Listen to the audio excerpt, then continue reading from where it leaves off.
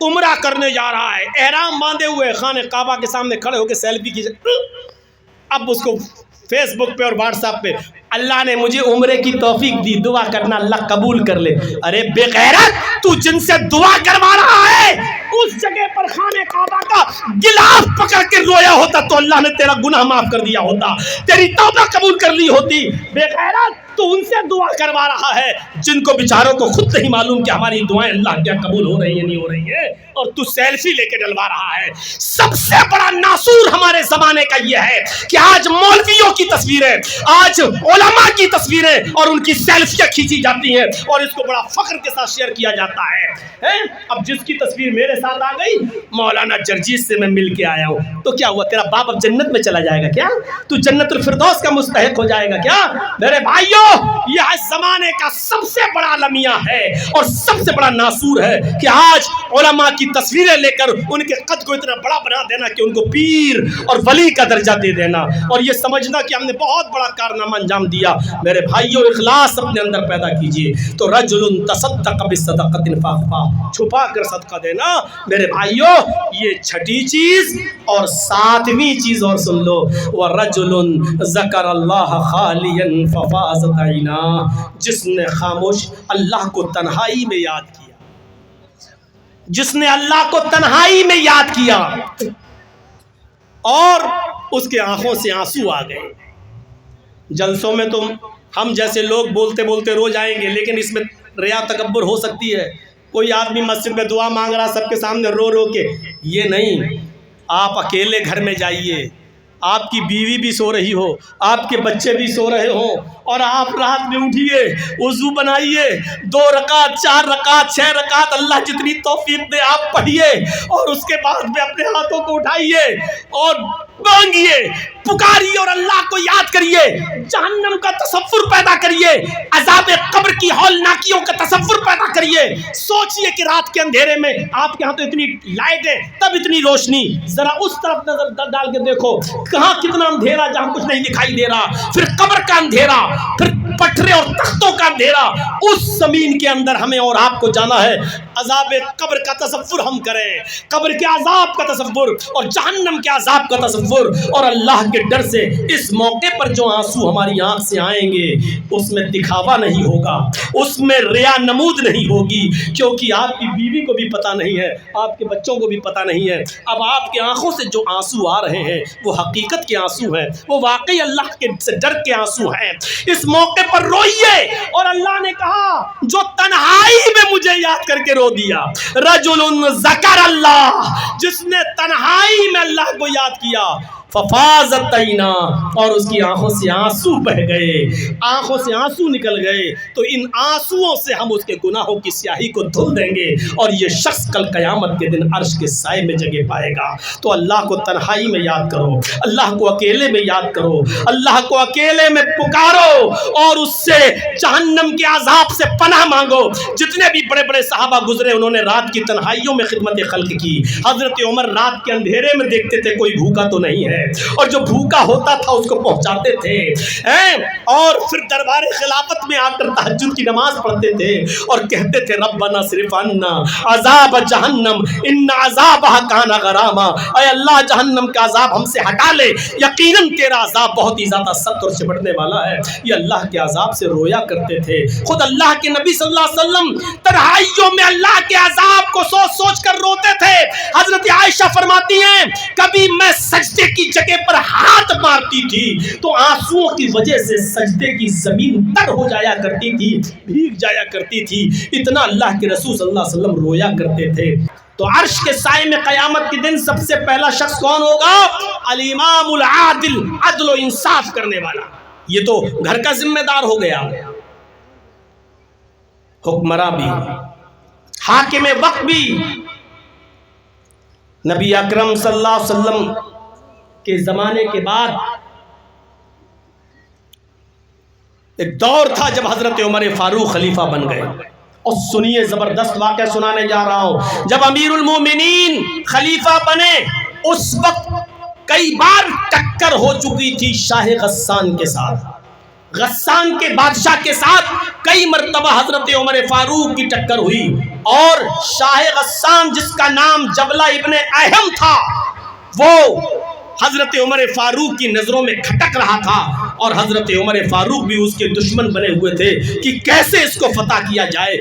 شاہ غسان کا زبردست بادشاہ، عیسائی بادشاہ، لیکن اسلام کی تعلیمات سے متاثر ہو جاتا ہے، اپنے قاصد کو، اپنے ایک ایلچی کو بھیجتا ہے لیٹر لکھ کر، خط لکھ کر، اور اس خط میں اس نے یہ لکھا کہ امیر المومنین عمر ابن خطاب، میں اسلام کی تعلیم سے متاثر ہو کر اسلام قبول کرنا چاہتا ہوں، اور میں آپ سے ملاقات کرنا چاہتا ہوں، اور آپ سے ملاقات کر کے میں اسلام قبول کرنے پر آمادہ ہوں۔ کیا مجھے اسلام کی چھایا میں جگہ ملے گی؟ کیا مجھے اسلام کے اندر شرن ملے گی؟ کیا میں اسلام قبول کرنے کا موقع مجھے ملے گا؟ کیا آپ مجھے معاف کریں گے؟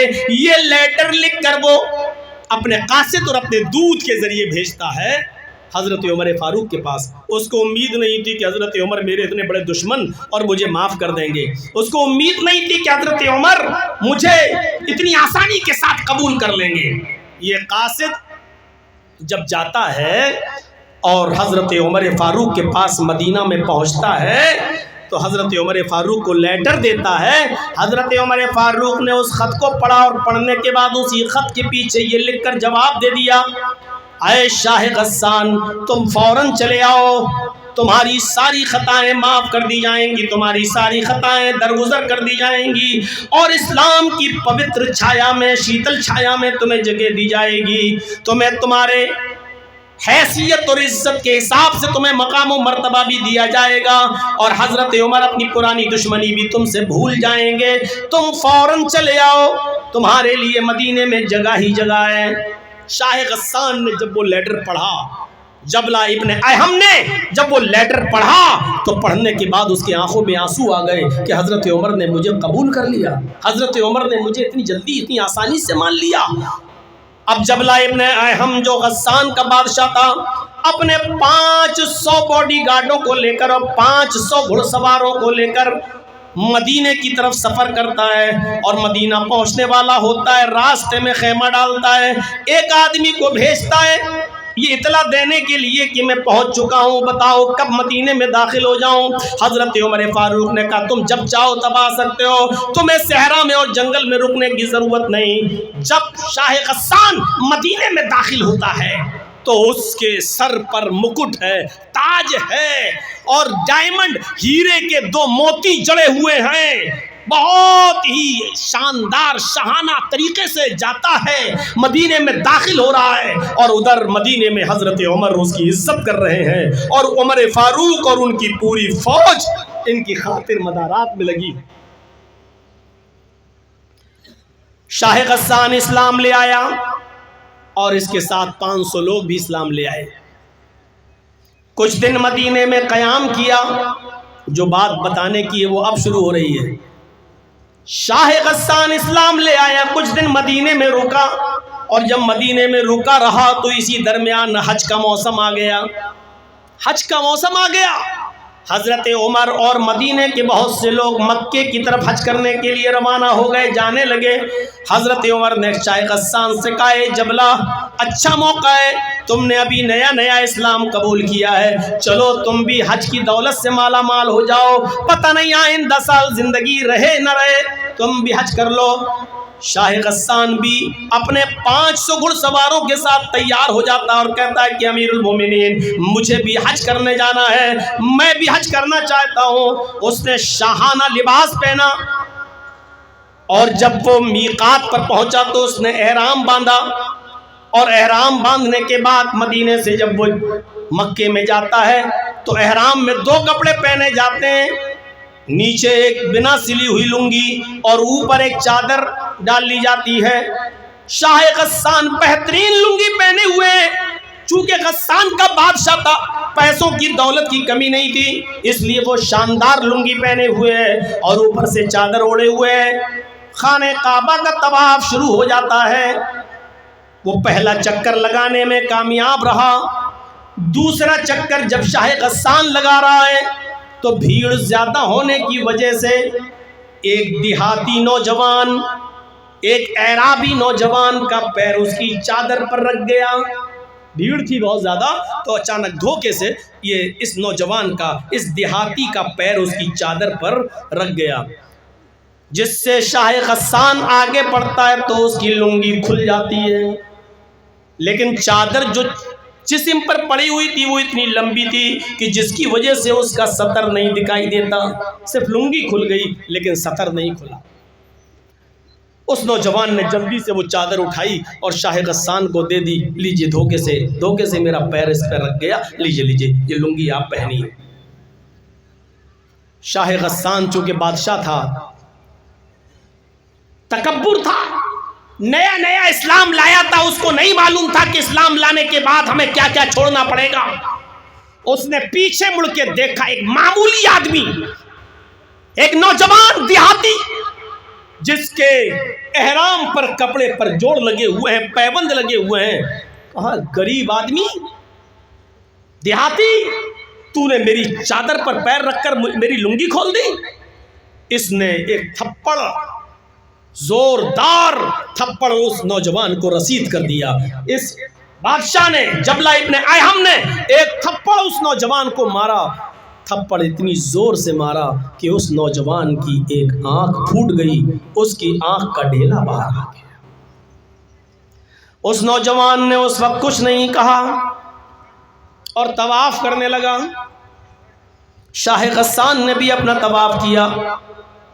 جب یہ نوجوان طواف کرنے کے بعد اپنے قبیلے میں پہنچتا ہے، جب یہ نوجوان طواف کر کے اپنے قبیلے میں جاتا ہے، وہاں کے لوگوں نے پوچھا کہ تمہاری آنکھ کیسے پھوٹ گئی.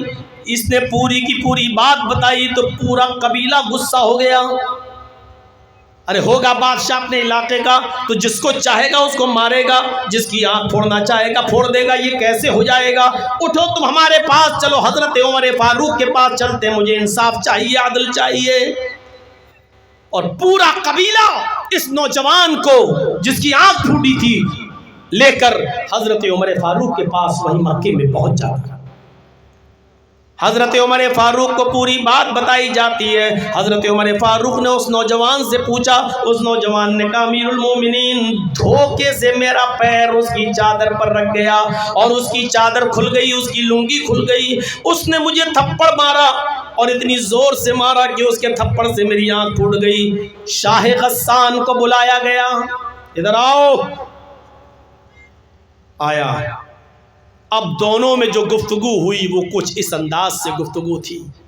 حضرت عمر فاروق نے کہا، شاہ غسان، تم نے اس نوجوان کی آنکھ کیوں پھوڑی؟ شاہ غسان کا جواب تھا، امیر المومنین، اس نوجوان نے میری لنگی پر اپنا پیر رکھ دیا جس کی وجہ سے میری لنگی کھل گئی. یہ غریب آدمی، پھٹے پرانے کپڑے پہن کر، احرام پہن کر آنے والا، یہ آدمی میری چادر پر پیر رکھے گا.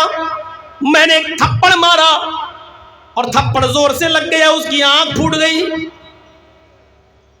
حضرت عمر فاروق رضی اللہ تعالیٰ عنہ نے کہا، شاہ غسان، اس نے مجھے بتایا ہے کہ دھوکے سے اس کا پیر چادر پر رکھ گیا تھا جس کی وجہ سے یہ چادر تمہاری کھل گئی، لنگی کھل گئی. اتنی چھوٹی سی غلطی کی اتنی بڑی سزا تم نے اس کو دی، یہ مناسب نہیں. شاہ غسان نے کہا، ٹھیک ہے، کوئی بات نہیں، ہو گئی غلطی، مار دیا تھپڑ. آپ ایک غریب آدمی کو بچانے میں اتنا انٹرسٹ کیوں لے رہے ہیں؟ اے امیر المومنین، ٹھیک ہے، ہو گئی، مار دیا تھپڑ، لیکن آپ اس کو بچانے میں کیوں لگے ہیں؟ ایک غریب آدمی کو کیوں بچا رہے ہیں؟ حضرت عمر فاروق نے کہا، شاہ غسان، اسلام لانے کے بعد امیر و غریب کا فرق نہیں رہتا ہے. اسلام کی تعلیم یہی ہے کہ امیر و غریب سب برابر ہیں. اے شاہ غسان، تم بہت برا جملہ ادا کر رہے ہو. تمہارے ساتھ انصاف کیا جائے گا اور اس نوجوان کو انصاف ملنا چاہیے. شاہ غسان نے کہا، اچھا ٹھیک ہے، تو بتائیے مجھے کیا کرنا ہوگا؟ بہت معمولی سی چیز. حضرت عمر نے کہا، بہت معمولی سی چیز. کہا، کیا؟ اس آدمی سے معافی مانگ لو، اس نوجوان سے معافی مانگ لو، اس دیہاتی سے معافی مانگ لو. اگر یہ معاف کر دیتا ہے تو کچھ نہیں. اور اگر معاف نہیں کرتا تو کچھ لے دے کے معاملہ بنا لو، جتنے میں وہ تیار ہو جائے اس کو اس کی آنکھ کا نقصان دے دیا جائے، جتنے میں وہ راضی ہو جائے یہ مال اس کو دے دیا جائے، تمہیں چھوڑ دیا جائے گا۔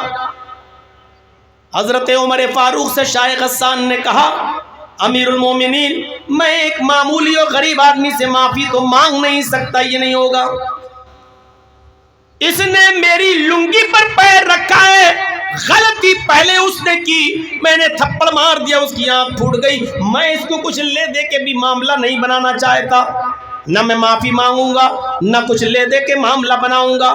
اب بتائیے انصاف کا تقاضا کیا ہے؟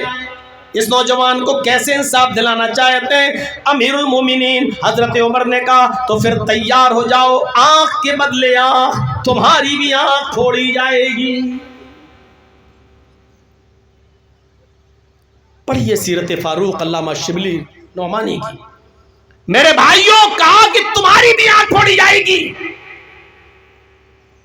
بتک گیا، جھرجھری تاری ہو گئی، میں غسان کا بادشاہ امیر المومنین میری آنکھ پھوڑی جائے گی؟ آپ جانتے ہیں کس سے بات کر رہے ہیں؟ میں غسان کا بادشاہ رہ چکا ہوں، میرا باپ بھی بادشاہ رہ چکا ہے، میرا دادا بھی بادشاہ رہ چکا ہے، بادشاہت میرے خاندان سے چلی آ رہی ہے، بادشاہت میرے خاندان کی رکھیل ہے، یہ عہدے مجھے خاندان سے چلے آ رہے ہیں اور میں اس سے معافی مانگوں گا۔ حضرت عمر نے کہا نہیں مت مانگو، آنکھ کے بدلے آنکھ۔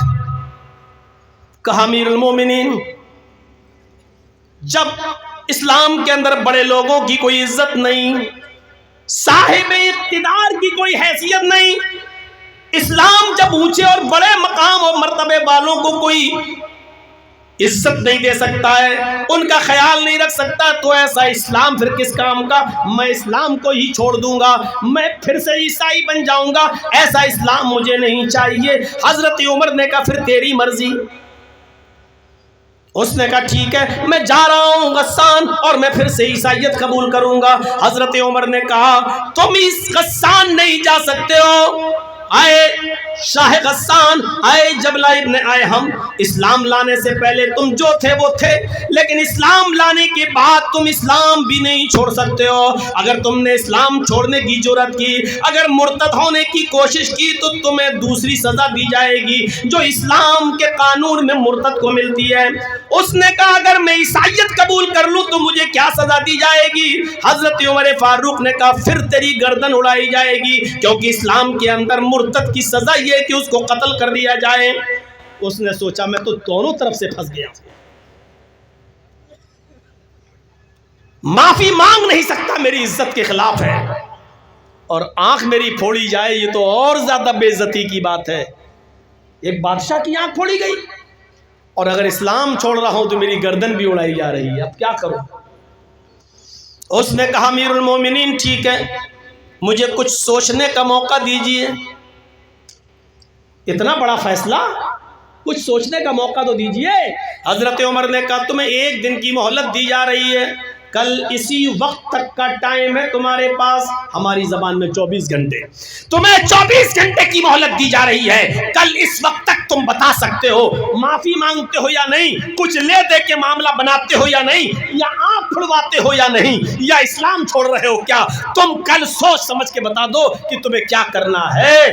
میرا مشورہ مانو تو سب سے آسان طریقہ یہ ہے کہ اس کو سوری بول دو، اس سے معافی مانگ لو، اور مجھے امید ہے کہ تمہارا بھائی بھی تمہیں معاف کر دے گا، کیونکہ اسلام عفو درگزری کو پسند کرتا ہے، وہ معاف کر دے گا۔ اس نے کہا امیر المومنین اپنا مشورہ اپنے پاس رکھیے، مجھے 1 دن کی مہلت آپ نے دی ہے، میں کل بتاتا ہوں آپ کو۔ کہا ٹھیک ہے جاؤ۔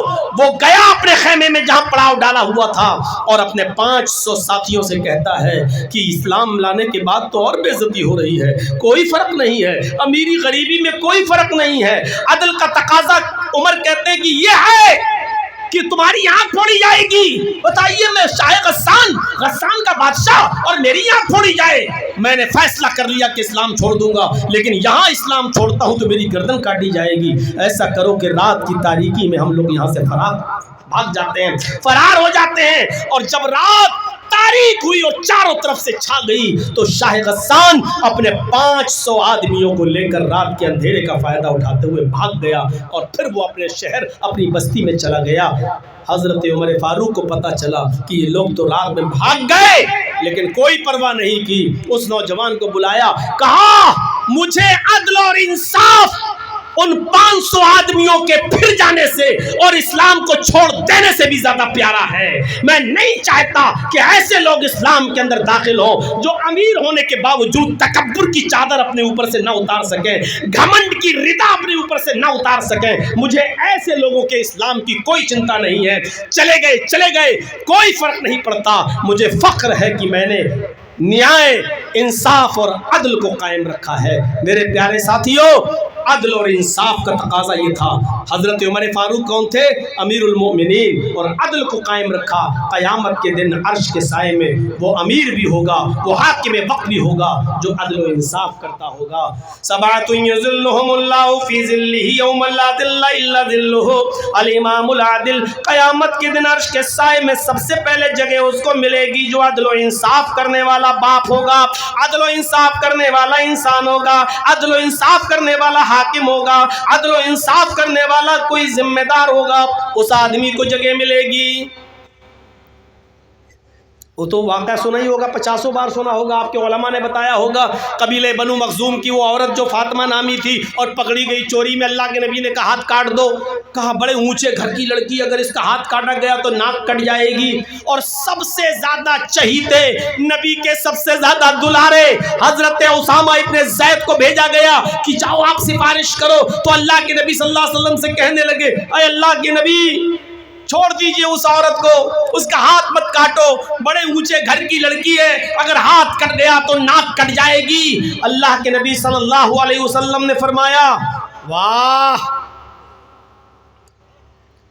अल्लाह की हदों में से एक हद में सिफारिश लेकर आ गए हो। ये मेरी तरफ से हदें थोड़ी हैं, ये तो अल्लाह ने बयान किया है। सारिक़ु वस्सारिक़तु फ़क़्तऊ अयदियहुम, चोरी करने वाले मर्द और चोरी करने वाली औरत दोनों का हाथ काट दो। ये तो कुरान ने हद जारी की है। मैं कौन होता हूँ? अल्लाह रब्बुल आलमीन की तरफ से कायम करदा किसी हद को बदलने वाला। उसका हाथ काटा जाएगा, और जब हाथ उसका काट दिया गया तो तमाम लोगों ने कहा, अल्लाह के रसूल बड़ी नाक कट रही है, सुबकी हो रही है। लोग कह रहे हैं कि अमीरों का भी ख्याल नहीं रखा जाता है इस्लाम में। तो अल्लाह के नबी सल्लल्लाहु अलैहि वसल्लम ने उस वक्त जो तारीखी जवाब दिया वो हदीस की किताबों में मौजूद है। लौ अन्ना फातिमा बिन्त मुहम्मद सरकत लक़तअतु यदहा, उसने चोरी की, अगर उसकी जगह पर मोहम्मद की अपनी बेटी फातिमा भी चोरी करती तो मैं उसका भी हाथ काट देता, क्योंकि यह अदल है, यह इंसाफ है। जो चोरी करेगा और वो निसाब को, हद को पहुंचेगी तो उसको जो है सजा दिया जाएगा, चाहे वो मर्द हो या औरत। लिहाजा मेरी बेटी भी अगर चोरी करती तो उसका भी हाथ में काट देता। ये है अदल व इंसाफ। और अदल व इंसाफ करने वाले क़यामत के दिन कहाँ होंगे? अल्लाह के अर्श के साए में। यहाँ जितने बैठे हैं ना, सब सोच लें कि पहला ही मामले में कितने लोग होंगे जो अर्श के साए से बेदखल कर दिए जाएंगे। चल हट, भागो यहाँ से। पहली चीज, अब आगे चलिए, आगे नौजवानों के लिए। आज का नौजवान अल्लाह ही बेहतर जाने कि अर्श के साए में जगह पा पाएगा या नहीं पा पाएगा। जो आदमी जलसों में भी मोबाइल खड़ा करके वीडियो बना रहा हो, जिसको जलसे से ज़्यादा अपने यूट्यूब चैनल की फिक्र हो और अपनी कमाई की फिक्र हो, वो आदमी अल्लाह के अर्श के साए में। वशाबुन नशा फी इबादति रब्बिही, आय है क्या बात कही अल्लाह के रसूल सल्लल्लाहु अलैहि वसल्लम ने। वो नौजवान, वो जवान जो अपने रब की इबादत में मसरूफ़ है। इबादत सिर्फ नमाजी नहीं होती है, बस गए ज़ोहर में 4 रकात पढ़ के चले आए, मगरिब में 3 पढ़ के चले आए, इशा में 4 रकात पढ़ के चले आए। इबादत सिर्फ यही नहीं होती।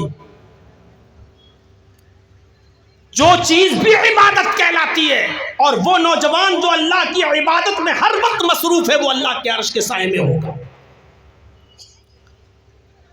वो उक़बा इब्ने नाफ़े नौजवान 1500 घुड़सवारों को लेकर निकला اور جہاں گیا اس نے اسلام کا جھنڈا لہرا دیا، جہاں گیا اس نے اسلام کو فتح کر لیا، اسلام کا جھنڈا لہرا کر اس علاقے کو فتح کر لیا جہاں گیا۔ دائیں دیکھا تو اسلامی اسلام، بائیں دیکھا تو اسلامی اسلام، آگے بڑھتا جا رہا ہے، پیچھے اسلام کا جھنڈا لہراتا جا رہا ہے۔ اس نے ایسا اسلام پھیلایا، ایسا اسلام پھیلایا، ایسا اسلام کا جھنڈا لہرایا کہ اسلام کا جھنڈا لہراتے لہراتے پھیلاتے پھیلاتے سامنے سمندر آ جاتا ہے، اس کو سمندر ہی سمندر دکھائی دیتا ہے۔ نوجوانوں ذرا ادھر توجہ دیجئے اور دیکھیے، بھی نوجوان تھا، اپنے 1500 گھڑ سواروں کے ساتھ سفر کر رہا ہے، دائیں دیکھتا ہے تو اسلام کا جھنڈا، بائیں دیکھتا ہے تو اسلام کا جھنڈا، پیچھے مڑ کے دیکھتا ہے تو محمد رسول اللہ کا پرچم، اور سامنے دیکھتا ہے تو کہتا ہے کہ سمندر ہی سمندر۔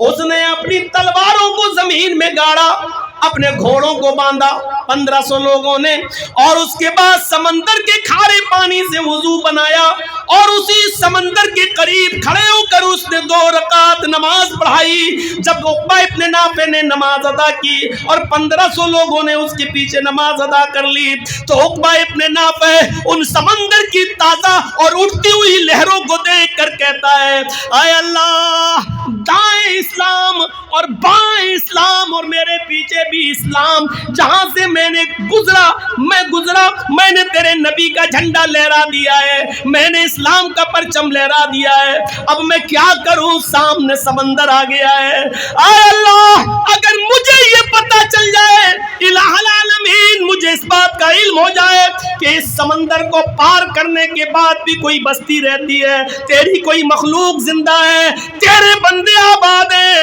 اور کفر کر رہے ہیں، تو قسم ہے مجھے تیرے عزت و جلال کی، میں اپنے 1500 گھڑ سواروں کے ساتھ سمندر میں چھلانگ لگا جاؤں گا اور تیرنا شروع کر دوں گا، اور اس وقت تک رکنے کا نام نہیں لوں گا جب تک کہ سمندر کو پار کرنے کے بعد اس بستی پر بھی تیرے نبی جناب محمد رسول اللہ کا پرچم نہ لہرا دوں، جب تک اسلام کا جھنڈا نہ گاڑ دوں، اس وقت تک میں چین و سکون کے ساتھ نہیں سوؤں گا۔ میرے بھائیوں، یہ عقبہ ابن نافع ایک جوان آدمی ہے جو یہ کہہ رہا ہے، اے اللہ، میں نے دائیں تیرے نبی کا جھنڈا لہرا دیا، بائیں اسلام پھیل گیا، پیچھے بھی اسلامی اسلام نظر آ رہا ہے، سامنے سمندر ہے، اور مجھے نہیں معلوم کہ سمندر کو پار کرنے کے بعد بھی کوئی بستی رہتی ہے۔ اگر مجھے پتہ چل جائے اس سمندر کو پار کرنے کے بعد بھی کوئی بستی رہتی ہے، تو میں اپنے گھوڑوں کو سمندر میں ڈال دوں گا اور اس بستی پر بھی تیرے نبی کا پرچم لہرا دوں گا۔ یہ تھے جو اپنے رب کی عبادت میں لگے ہوئے تھے، یہ عرش کے سائے میں ہوں گے۔ حضرت حنظلہ کا معاملہ کون نہیں جانتا؟ شادی ہوئی، بیوی گھر میں آئی، پہلی رات ہے، شب زفاف بھی منا لی، اور اعلان ہو جاتا ہے کہ آخری آواز ہے، آخری ندا ہے، اس آواز کے بعد اب کوئی بھی آدمی اپنے گھر میں نہیں بیٹھ سکتا ہے، اپنے گھر میں نہیں رک سکتا ہے۔ حضرت حنظلہ نے فوراً اپنا گھوڑا کھولا اور جہاد کے لیے نکل گئے۔ ان کی بیوی پیچھے سے کہتی ہے، میں تمہیں جہاد میں جانے سے نہیں روک رہی ہوں، لیکن اے حنظلہ، ابھی تو تم نے مجھ سے ہم بستری کی ہے، ابھی تو شب زفاف بنائی ہے، غسل تو کر لو، غسل تو کرتے جاؤ، غسل تو کرتے جاؤ۔ کہنے لگا، بیوی، غسل کرنے کا موقع کہاں ہے؟ قاصد کی آواز نہیں سنی، دعوت دینے والے نے دعوت دی، اب کسی کو ایک لمحہ بھی گھر میں رکنے کی پرمیشن نہیں ہے، یہ آخری آواز ہے، اس آواز کو سن کر جو نہیں نکلا وہ قیامت کے دن اللہ کو جواب دے گا۔ گھوڑا دوڑایا اور نکل گئے، میدان جہاد میں گئے، لڑے، اتنا لڑے کہ لڑتے لڑتے انہوں نے اپنی جان کی قربانی دے دی، شہید ہو گئے، کئی کافروں کو مارا اور خود بھی شہید ہو گئے۔ میرے بھائیوں، جب ان کو دفنایا جانے لگا تو آپ کو شاید یہ مسئلہ معلوم ہو، جو اللہ کی راہ میں قتل کر دیا جاتا ہے اس شخص کو انہی کپڑوں میں دفنایا جاتا ہے جن کپڑوں میں اس کی شہادت ہوتی ہے، پہلی چیز۔ دوسری چیز یہ ہے کہ شہید کی نماز جنازہ نہیں پڑھی جاتی ہے، तीसरी चीज ये है कि उसको गुस्ल नहीं दिया जाता है और बगैर गुस्ल के उसको दफनाया जाता है। क़यामत के दिन शहीद इसी हाल में अपनी कब्र से उठेगा कि उसके जिस्म से खून के कतरे गिर रहे होंगे। अल्लाह रब्बुल आलमीन उन कतरों को देख कर कहेगा, फरिश्तों इससे क्या हिसाब लूं, ये तो मेरी राह में सब कुछ कुर्बान करके चला आया, इसको जन्नत के अंदर दाखिल कर दो, जाने दो इसको जन्नत के अंदर। तो जब हजरत हंजला को दफनाया जाने लगा तो बीवी ने अर्ज किया, अय अल्लाह के नबी मेरे शौहर को गुस्ल दे दीजिए। अल्लाह के नबी ने फरमाया, हंजला की बीवी शायद तुम्हें पता नहीं, शहीद को गुस्ल नहीं दिया जाता है, जनाजा नहीं पढ़ा जाता है। कहने लगी, मैं जानती हूं, मसला मालूम है, लेकिन मैं कैसे बताऊं। अय अल्लाह के रसूल, आप ही फरमाते हैं, इन्नल्लाह ला यस्तही मिनल हक, अल्लाह हक बात से नहीं शर्माता। कल ही मेरा निकाह हुआ, मेरी शादी हुई, मेरा शौहर मुझे घर लाया, पहली रात ही मेरे साथ शबे ज़ुफ़ाफ़ बनाई, जिहाद का ऐलान सुना, रात ही में निकल गया, इतना लड़ा कि लड़ते लड़ते शहीद भी हो गया। अय अल्लाह के नबी, शबे ज़ुफ़ाफ़ बनाने के बाद मेरे शौहर गुस्ल नहीं कर सके और बगैर गुस्ल के निकल गए, इसलिए मैं उस गुस्ल की बात कर रही हूँ कि मेरे शौहर को वो गुस्ल दे दो, मेरे शौहर को वो गुस्ल दे दीजिए जो बीवी से मिलने के बाद दिया जाता है। मेरे शौहर बगैर गुस्ल किए हुए निकल गए और शहीद हो गए। थोड़ी देर अल्लाह के नबी ने तवक्कुफ किया, गोया के वही का इंतजार कर रहे हो, और थोड़ी देर के बाद कहने लगे, आए सहाबियों, हंजला को ऐसे ही दफन कर दो। बीबी फिर बोली, अय अल्लाह के नबी मेरे शौहर के गुस्ल का क्या बना। इमाम कायनात ने फरमाया, आए हंजला की बीबी, तेरे शौहर को मेरे गुस्ल की जरूरत नहीं, आसमान से उतरने वाले 70,000 फरिश्तों ने तेरे शौहर को गुस्ल दे दिया। तेरा शौहर गसीलुल मलाइका है, उसको गसीलुल मलाइका का खिताब मिल गया। तेरे शौहर को 70,000 फरिश्तों ने गुस्ल दिया। ये कौन सा जवान आदमी था, शादी हुई, पहली रात मनाई और जिहाद के लिए निकल गया, अपनी खूबसूरत बीवी को भी छोड़ गया। जिहाद भी अल्लाह की इबादत है और इबादत के लिए निकल गया। वह शाबुन नशा फी इबादत रब्बी, दूसरा वो जवान आदमी अर्श के साए में होगा जो अपने रब की हर वक्त इबादत में लगा हुआ है। यहाँ सही से बैठकर जलसा नहीं सुन सकते, इबादत करेंगे अल्लाह की। 15 साल तो वो हो गए जो यहाँ आए थे पहले, वरना और 10 साल मेरे जोड़ लो जो पहले से आ रहे हैं। 25 साल पहले भी इसी तरीके के हंगामे हुआ करते थे जलसों में, और इसी तरीके का शोर हुआ करता था। और आज भी अगर कोई पूछे कि जर्जी साहब, मैंने सबसे पहली तकरीर जो की थी बम्बई में, उस वक्त मेरी उम्र थी 17 साल 10 महीना, जब बाल ठाकुरे के खिलाफ में बोला था। और जब मैंने उसको कहा था कि हरे रंग पे पाबंदी की बात करता है, पहले लौकी खाना छोड़, पालक खाना छोड़, हैं, और हरा धनिया हरी मिर्चें खाना छोड़, और लाल रंग से प्यार है तो वही खाओ जो हम लोग खाते हैं। और इस जुर्म में जब हम गए, 24 घंटा बिठाए रहे, मुझे थाने में रखा गया। और पहली मर्तबा जब मैं थाने में बैठा था, और इसलिए केस मेरे ऊपर नहीं बन पाया था क्योंकि मेरे बालिग होने में 2 महीने कम थे। 17 साल 10 महीने थे, 18 साल का होता तो भी चला गया होता अंदर। उस वक्त से मैं बोल रहा हूँ, और आज अपनी उम्र के 46-47 के आसपास में पहुंच गया हूं। अंदाजा लगाइएगा कि 18 साल से लेकर अब तक कितने साल का अरसा गुजर चुका है। इस अरसे के बारे में कोई पूछे कि जर्जी साहब उस दौर से अब तक तक़ीक़ कर रहे हो, आप जलसों में कितना फर्क देख रहे हो, जलसों में कितनी तमीज़ और कितना सलीका और कितनी तहजीब देख रहे हो, जलसों में कितना फर्क पड़ा है और जलसों में क्या सुधार आया है, आप कितने नंबर देना चाहते हो? तो जर्जीस देगा 100 में 0। इतने साल पहले जिस तरह की बदतमीजी आप करते थे वो आज भी करते हो।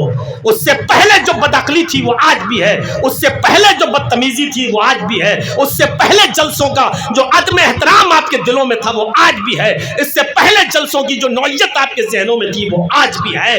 कोई तब्दीली नहीं आई है, कद थोड़ा सा बड़ा हो गया है। फर्क सिर्फ इतना है कि पहले जवान थे, अब 4 बच्चों के बाप बन गए हो, बस इससे ज्यादा कोई फर्क नहीं आया है। हमारे समाज में, हमारी सोसाइटी में, हमारे इलाके में और हमारी बस्तियों में बुरा लगे तो लगता रहे, मत बुलाइएगा, कोई फर्क नहीं पड़ता, फर्क कुछ नहीं पड़ा है। न जहेज में फर्क, न शादियों में फर्क, न जहेज की डिमांड में फर्क, न लेन देन में फर्क। मेरे भाइयों कोई फर्क नहीं पड़ा है।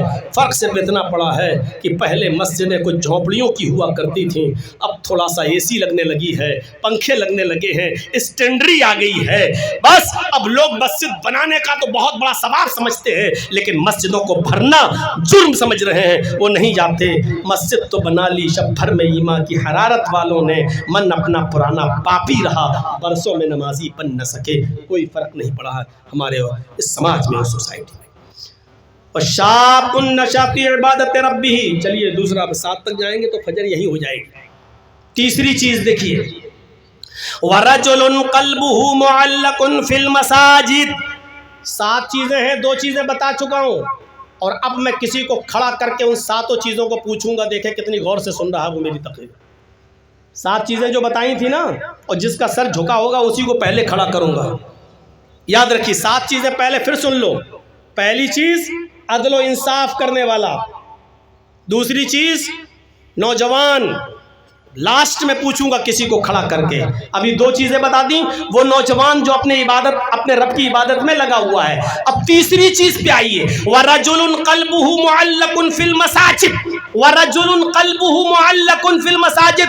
तीसरा वो आदमी अल्लाह के अर्श के साए में होगा जिसका दिल नमाज की तरफ लटका हुआ है। किस तरह क्यों बैठे हो? अरे बैठ जाओ, चप्पल उतार के उसके ऊपर बैठ जाओ। तुम तो ऐसे बैठे हो, लग रहा है जैसे यहाँ लैट्रिन कर रहे हो। हाँ, इस पे ऐसे बैठ जाओ। रजुलुन क़ल्बुहु मुअल्लकुन फिल मसाजिद, तीसरा वो आदमी अर्श के साए में होगा जिसका दिल मस्जिद की तरफ लटका हुआ है, अटका हुआ मस्जिद।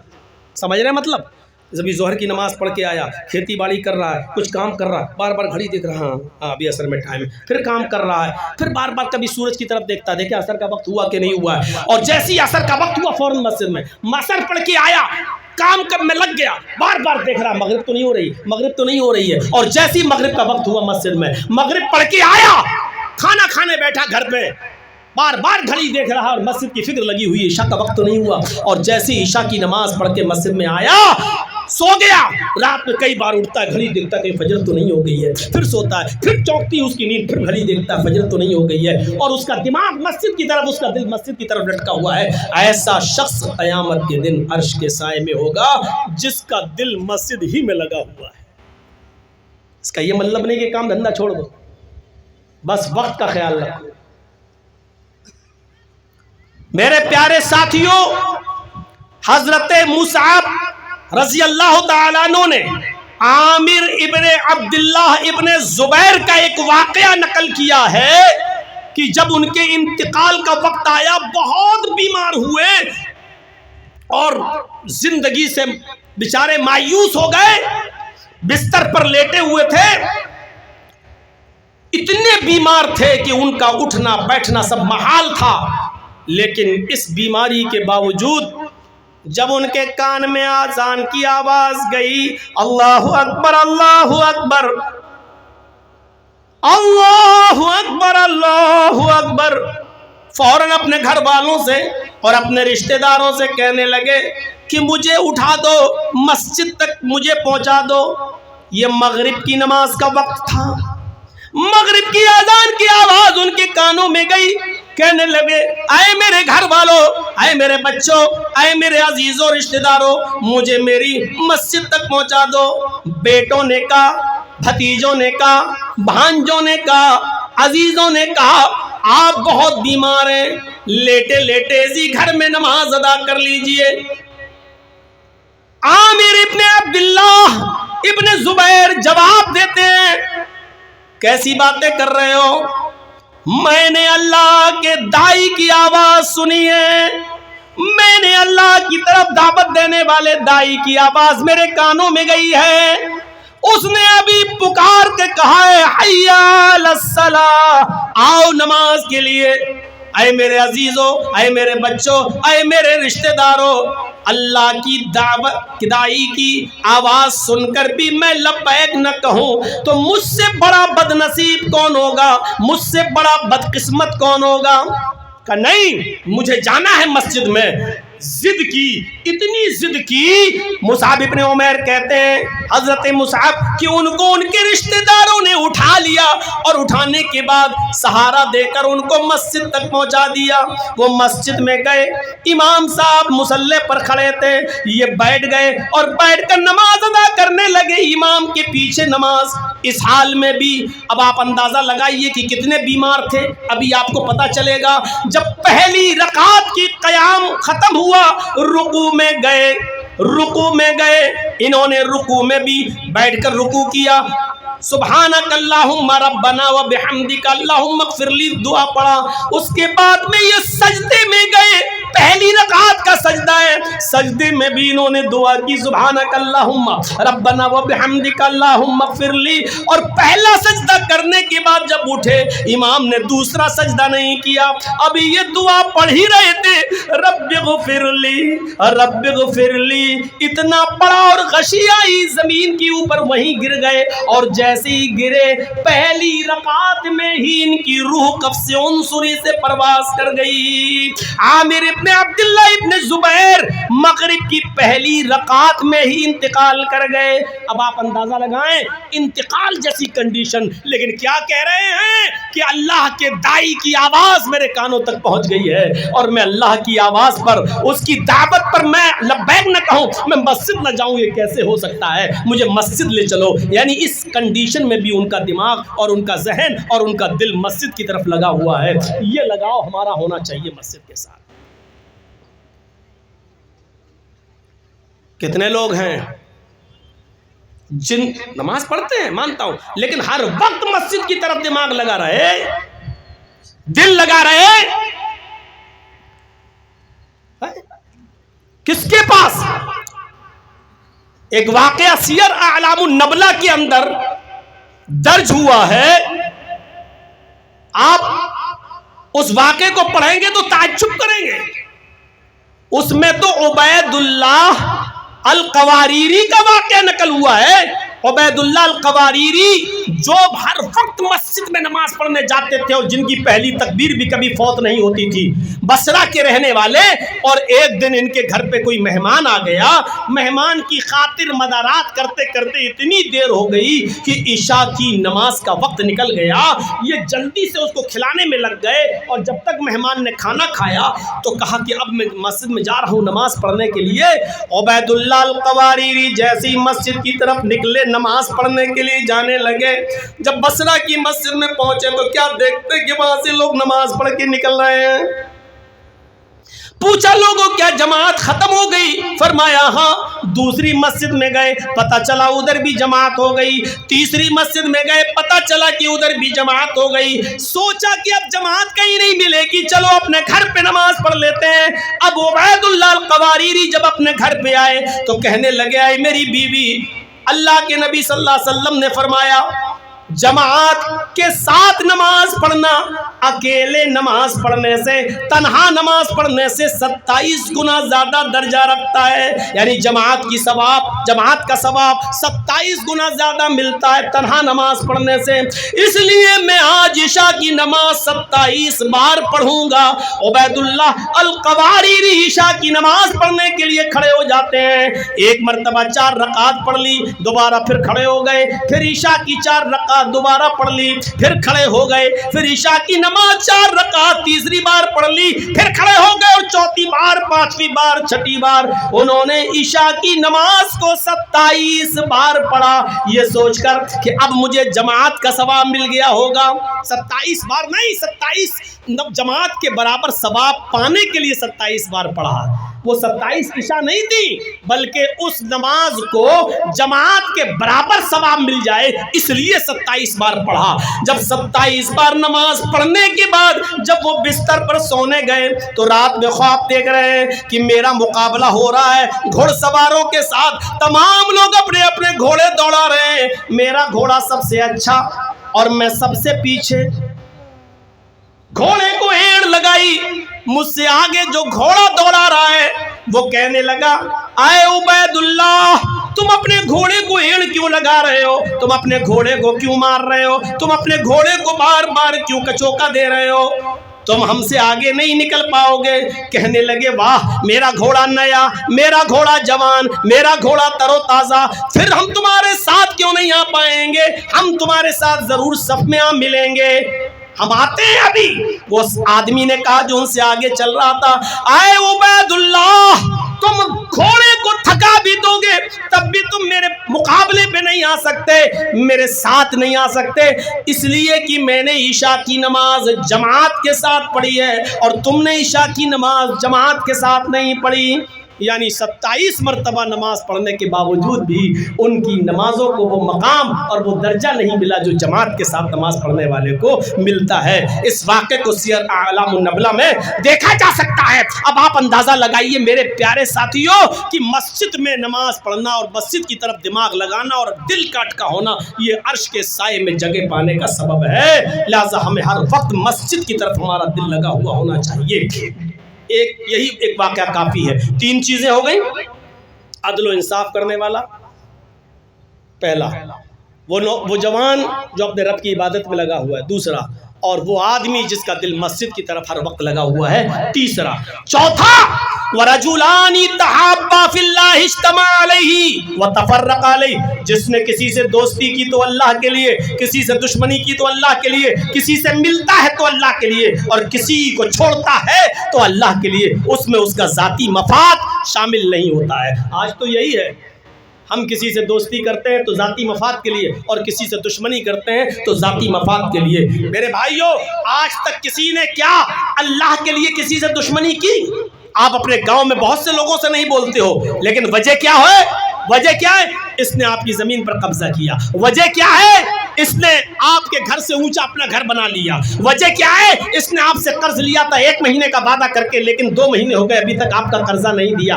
آپ اس وجہ سے اس سے دور رہتے ہو لیکن آپ نے اللہ کے لیے کسی کو چھوڑا ہو ایسا نہیں ہے. حضرت علی رضی اللہ تعالیٰ عنہ ایک مرتبہ ایک یہودی سے اسی شرط پر لڑ رہے تھے کہ یا تو مجھے مار دے یا میں تجھے مار دوں، اور دونوں لڑنے لگے. تلوار سے نہیں ہاتھ پیر سے لڑائی ہو رہی تھی. کبھی علی اوپر اور یہودی نیچے، کبھی یہودی اوپر علی نیچے. یہ لڑائی بہت دیر تک چلتی رہی اور آخر میں علی غالب آ گئے اور حضرت علی نے اس یہودی کا گلا پکڑ کے دبانا شروع کر دیا ایسے. اور یہ شرط ہی ہے تو مجھے مار دے یا میں تجھے مار دوں. جب گلا پکڑ کے اس کا دبانے لگے حضرت علی تو یہودی نے اپنے منہ میں بہت سا تھوک جمع کیا، آ کر کے تھوک دیا حضرت علی کے چہرے پہ. حضرت علی نے اس کا گلا چھوڑ کے ایسے تھوک کو پوچھنے لگے اور پھر غصہ آیا تو اور کس کے اس کا گلا پکڑ کے دبانے لگے. پھر سوچا نہیں اب تو چھوڑ دیا اور کہا بھاگ یہاں سے، ہٹ جاؤ یہاں سے. وہ جانے لگا. جاتے جاتے کہنے لگا اے علی عجیب چیز ہے، شرط تو یہ تھی تو مجھے مار دو میں تمہیں مار دوں، تم تو غالب بھی آ گئے تھے، میرا گلا بھی پکڑ لیا تھا، مارنے ہی والے تھے. جب میں نے تمہارے اوپر تھوکا چہرے پر تو میں نے دیکھا کہ تمہیں اور غصہ آیا. جب اور غصہ آیا تو اس غصے میں تو میں نے سمجھ لیا تو اب میری جان گئی، لیکن جب اور غصہ آیا تو تم نے مجھے چھوڑ دیا. آخر یہ کیا بات رہی؟ تو حضرت علی نے کہا جب تک میں غصے میں تھا میں اللہ کے لیے تھا اور میں تیرا گلا اللہ کے لیے دبا رہا تھا اور اس پر مجھے ثواب کی امید تھی کہ اللہ مجھے ثواب دے گا. لیکن جب تو نے میرے چہرے پر تھوکا مجھے مزید غصہ آیا. وہ غصہ اللہ کے لیے نہیں تھا، وہ میرے چہرے پر تھوکنے کی وجہ سے میرے اندر بڑھ گیا. اگر اس غصے میں تو مارا جاتا تو یہ اللہ کے لیے نہیں، یہ میرا ذاتی انتقام ہوتا، یہ میرا ذاتی بدلہ ہوتا. اس لیے میں نے ذاتی بدلہ نہیں لیا، ذاتی انتقام نہیں لیا، پھر میں نے تجھے چھوڑ دیا کیونکہ اب یہ لڑائی اللہ کے لیے نہ رہی. اگر اس غصے میں تو مارا جاتا تو یہ میرا ذاتی انتقام ہوتا، اللہ کے لیے نہیں. آپ نے کسی کو اللہ کے لیے چھوڑا ہے؟ ہم نے تو بہت سی ایسی بستیوں کو چھوڑ دیا ہے. مولانا صاحب ایسا نہیں بولنا، مولانا صاحب اس کے بارے میں مت بولنا، اس کے بارے میں مت بولنا. میں نے کہا ٹھیک ہے، مت بلانا. میرے بھائیو، یہاں کہا جا سکتا ہے کہ آپ کی شرائط پر تھوڑی جلسے ہوں گے. ہم تو ایک ڈاکٹر ہیں اور ڈاکٹر خود سمجھتا ہے مریض کا علاج کیسے کرنا چاہیے، اس کو کون سی دوا کی ضرورت ہے. جب آپ خود ہی دوا دینے لگیں اور آپ خود ہی ہم سے یہ کہیں کہ یہ بتائیے یہ بتائیے یہ بتائیے، تو آپ ہی نہ علاج کر لو نا مریض کا. پھر ہم لوگوں کو کیوں بلا رہے ہو؟ میرے بھائیوں، علماء جتنے بیٹھے ہیں ان کو کبھی پابند مت کرنا. مولانا صاحب یہ بولنا، مولانا صاحب ایسا بولنا. ارے تو اپنے بارے میں بلواتا. ایک آدمی مجھ سے کہنے لگا مولانا صاحب میاں بیوی کے حقوق پہ بولنا. پتہ لگایا تو پتہ چلا کہ سب سے زیادہ وہی مار کھاتا ہے اپنی بیوی سے. تو لوگ اس بہانے اپنے بارے میں بلوانا چاہتے ہیں کہ آپ بولیں گے تو اس میں میری بھی بات آ جائے گی. تو بہت سمجھنے کی ضرورت ہے. اب تو 25-26 سال کا عرصہ اس میں گزرا تو بہت تجربہ بھی ہو گیا ہے کہ کون کس مقصد سے کہتا ہے اور کون کس ارادے سے کہتا ہے. تو رجلانی تحابا فی اللہ اجتمع علیہ وتفرقا علیہ، اللہ کے لیے دوستی اور اللہ کے لیے دشمنی، یہ 4 چیزیں آپ کے پاس میں نے بتا دی ہیں. اب جو چیز بتانے جا رہا ہوں وہ آج ہمارے معاشرے کا سب سے بڑا ناسور، ہمارے معاشرے کا سب سے بڑا المیہ. 5واں آدمی جو اللہ کے عرش کے سائے میں ہوگا وہ کون ہے؟ رجل دعته امرأة ذات منصب وجمال فقال انی اخاف اللہ. پہلے ایک لفظ پر غور کیجئے. ایسا مرد، ایسا آدمی جس کو کسی عورت نے برے کام کے ارادے سے بلایا ہو، اور وہ عورت بھی بازارو نہیں، سنیے، وہ عورت بھی جسم فروش نہیں، 500 اور 1000 روپے میں اپنا جسم بیچنے والی نہیں. حدیث کے الفاظ پر غور کرو. ذات منصب، بہت شریف گھرانے کی، حسب و نسب والی، عزت دار گھر کی عورت، عزت دار گھر کی عورت، و جمال، اور حسن و جمال کی دیوی، بہت خوبصورت حسین و جمال عورت. طلبتہم راتو یدعتہم راتن ذات منصب و جمال.